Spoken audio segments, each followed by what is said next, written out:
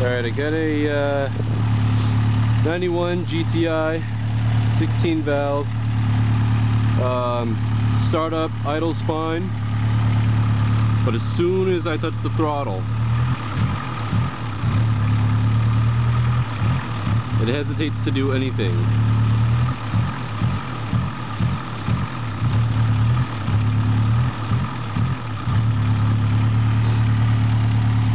I thought maybe the fuel filter, maybe cleaning up the throttle body, or maybe this damn injection system, I don't know.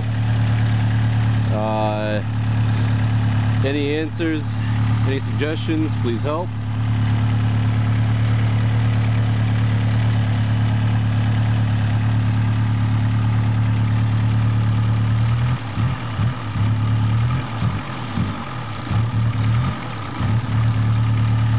The idle is perfectly fine.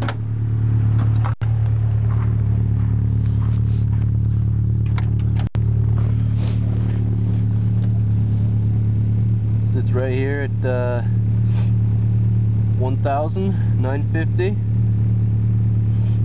No engine lights, nothing. As soon as I step on the throttle,